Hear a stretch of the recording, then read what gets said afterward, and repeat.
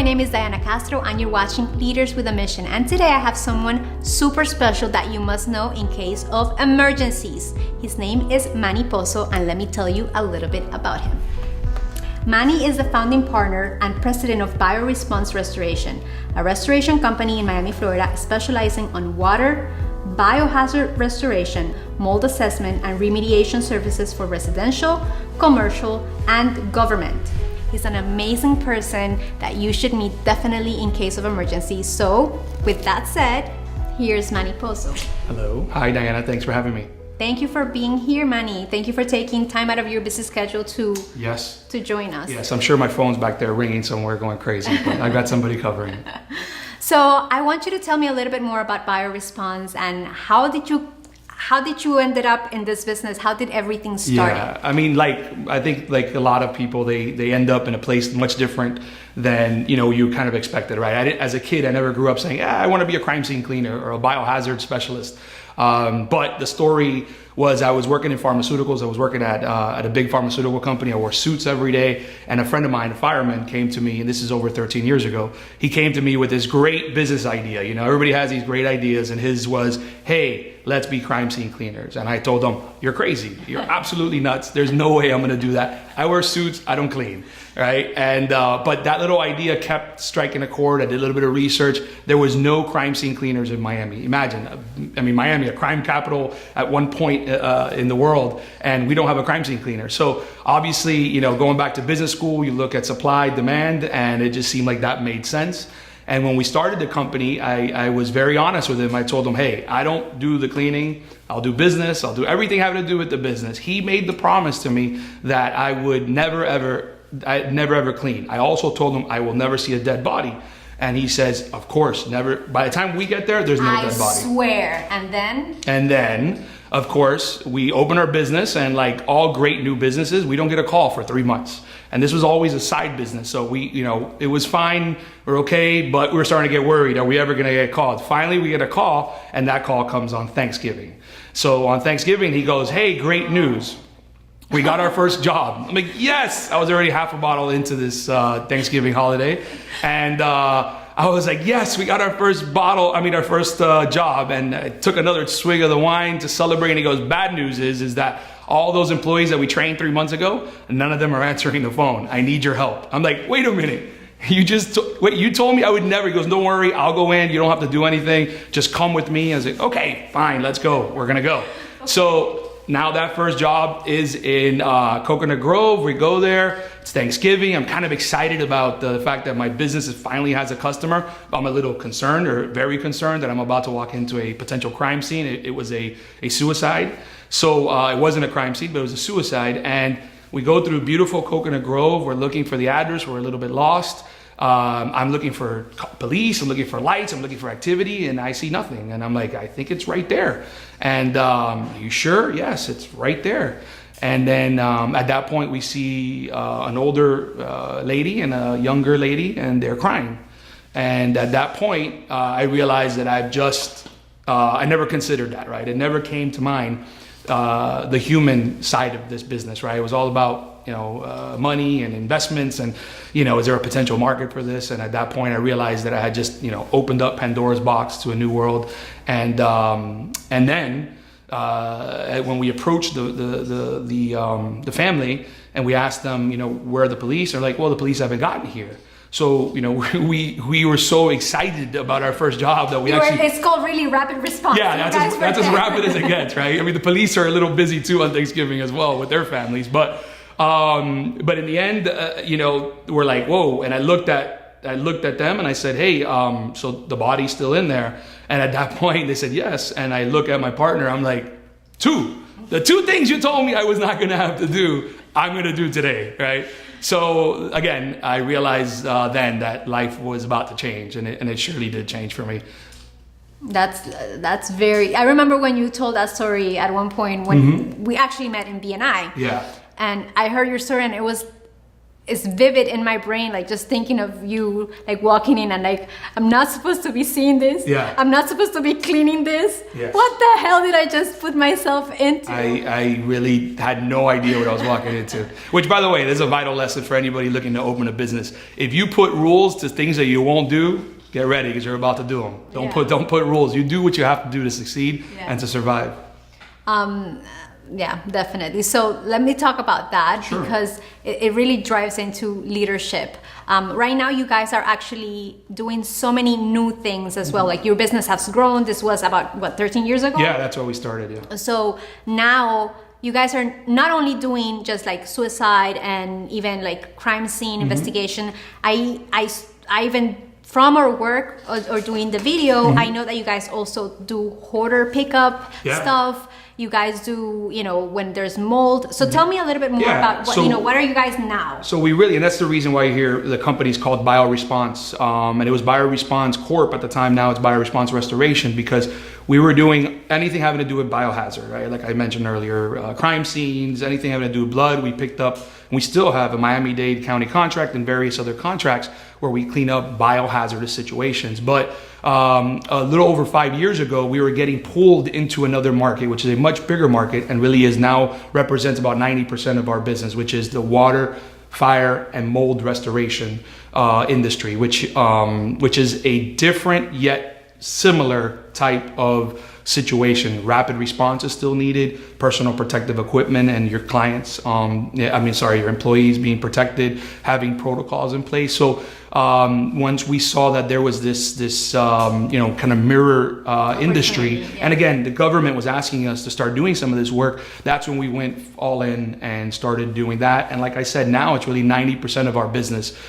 We still are experts and probably the top company in Miami and South Florida for biohazard situations, but we also do water, mold, and fire restoration.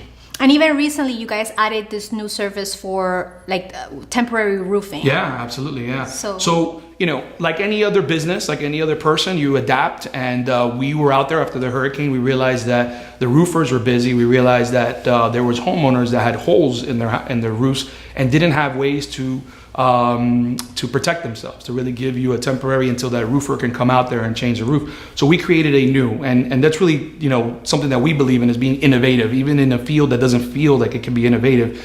We found this new technology called shrink wrap. So instead of the blue tarps, we had this white plastic that forms around your roof. It lasts longer, it looks a lot better, and is also covered by insurance. So, we continue to adapt just like all other businesses do. Beautiful. So with that said, let me ask you, what is leadership for you? What is the definition of leadership? So, I knew this question was going to come. So, it's a hard one, right? It's like, what's the meaning of life, right? What's leadership? When you're the president of a company, you're always, you're the leader, right? But for me at least, leadership is a byproduct really of my vision, right? I have a vision, me and my partner have a vision, we as a company has a vision. And so to get to that vision, somebody has to lead, somebody has to take it. And sometimes leadership is creating that vision, right? So for me, really, the leadership is in the vision. And then how can you inspire others to join you for the ride, right? Where it's not about how much am I going to pay you or what the fringe benefits are. It's like, do you have the same vision as I do? Are you coming on board for where we're going, right? We're there. We have, our vision is very clear. It's helping people during these tough times, right? Disasters, whether it's their home that's been affected or unfortunately if they have lost a loved one, we're there for them, right? So part of that vision is being a part of the community and helping our community get through these tough times, right? And working them through the process. But there's also the business vision, right? Of where we're going. Is Miami the end? No, absolutely not. We've got plans that are going to take us to other markets, we're talking to other countries now that don't have these markets. And so that's a long way of saying that leadership for me is part of getting people on board on your vision. And a bigger vision. So one of the things that strikes me about you, and I think it's a common denominator in the people who I feel like are drawn to For Productions, is that I would say 99.9% of the people we serve are very soulful and very mindful and very human-like. and it's something that I think it resonated when we were talking about how you serve and how you do business and what you guys value, and what drives forward the values of your business. It kept coming up how you guys are so invested in the people and how you can make a difference for the people, because a lot of people that are going through those tough times, they're worried about the financial aspect of it. And a lot of people would walk away because, oh, you cannot afford this, and peace out, or, oh, is the insurance going to take longer? Is your insurance not going to cover it? I find that you guys have a different approach, and it's a more soulful, humane, and empathetical way of doing things. How do you guys I think the key word you said there was empathetical, right? It's part of my nature, it's part of our company culture, which is empathy, right? These are people. They're people like me and you. They're people that have families, that have homes, that are going through these disasters, right? During the hurricane, I witnessed people that had lost their homes, right? I mean, most of us down in South Florida weren't that affected by the hurricane, but there were a lot of people. And so, what's that? In the Keys. In the Keys, yes, exactly. So we would drive down to the Keys, and not even that far, Coconut Grove, Key Biscayne, Westchester. I mean, all throughout the community, there were people that were affected by this. And they don't know the process. They don't know what the technical process of how we're going to restore your home, keep your house safe, but then the insurance and all these other things.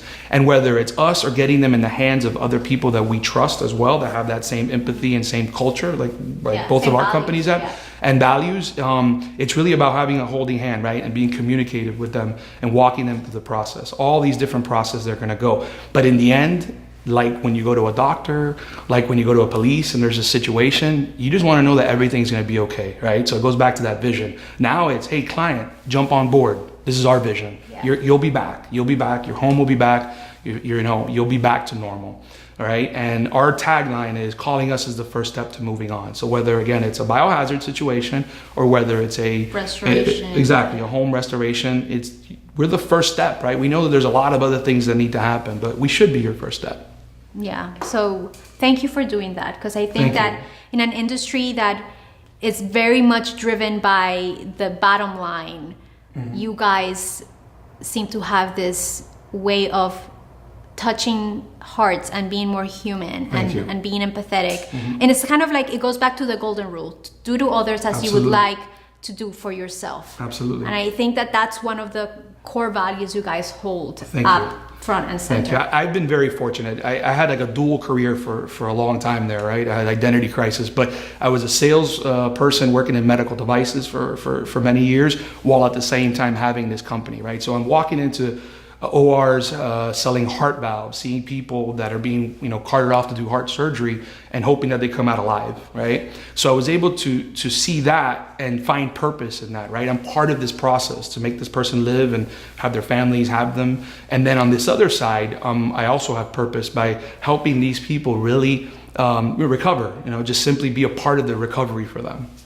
So I want to ask you something, because we've had like one-to-ones, because part of the process of BNI is kind of like meet people, but not only through like the business, surface of it. It's more of like who you are. But one of the things that has struck about me is that you love reading, and one of the things that personal growth is really important to you. So here's the question. Yes. What are your top 3 books that you highly recommend people Wait a that minute. must read? In the prep, I must say to the audience, in the prep you told me what's my top book. Now you're saying 3?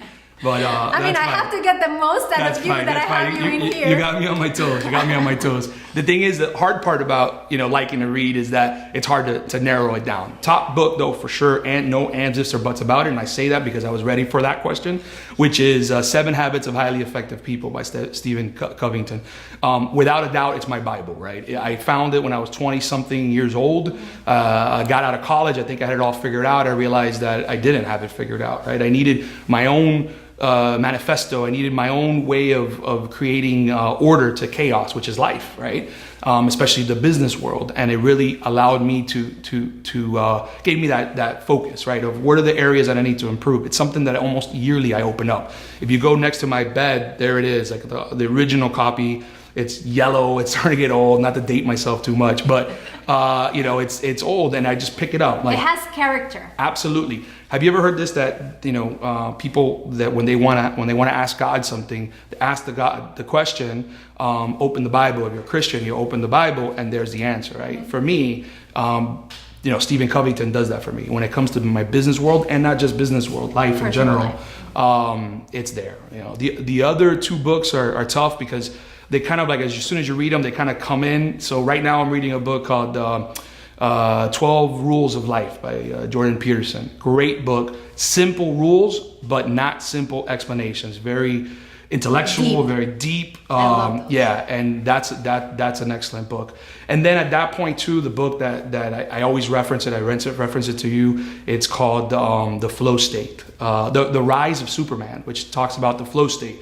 So besides the, you know, emotional mumble jumble state of mind type of stuff, you need a little bit of understanding of how the body works, how your brain works, right? So you can utilize it in the proper manner to get you in the state that you need. That's why, for instance, Tony Robbins is a big guy in my life, motivator, but not just motivator, he's a teacher, because he taught me that the physiology leads the psychology.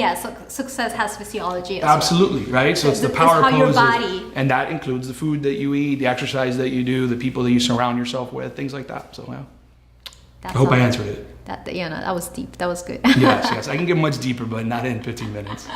So just to close then, what kind of impact do you want to leave in the world? What do you want people to remember you by? You know, obviously I want my company to and through my company is the avenue in which that I hope to impact as many people as possible. So helping them move on with their lives or whatnot. But honestly, you know, forget the company, forget business, forget career. There's no doubt that my children are the lasting impact, right? They're the ones that when we're gone, they're gonna take what we taught them and take it out to the world. So if I can make the greatest impact in their lives, by giving them the sense of security that they're loved, number one, and that they'll always be loved whether I'm here or not here, but also that that life, it's fun. It's fun. You gotta live with passion, and that there's no boundaries, right? There's no boundaries. There's so many people I meet every day that think that there's some sort of boundary, that there's only so far they can get because they were born from here, or this happened to them, or that happened to them. I want my kids to know that there is no boundary. There is no, if it's been achieved, you can achieve it. And if it hasn't been achieved, perhaps you can, right? So if I can take them into the world to live way beyond me, and hopefully they teach that to their children, then that, I think, is the ultimate impact that I can make. And as far as my company, obviously we want to help as many people as possible. Beautiful. Thank you. Thank you, Dana. So much. Thank you. Don't leave me hanging here.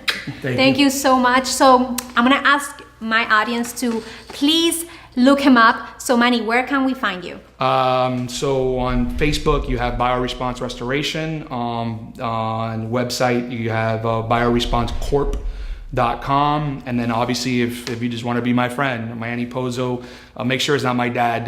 He looks a little older than me, but he's on Facebook too, and he has the same name. So, and much different feed, by the way. Awesome. And for those of you who would like to make a bigger impact and position your business or yourself as a leader in the marketplace, I'm going to invite you to visit us at forproductions.com, where if you subscribe, you'll receive weekly updates on how to leverage the power of video to make a bigger impact. Till next time.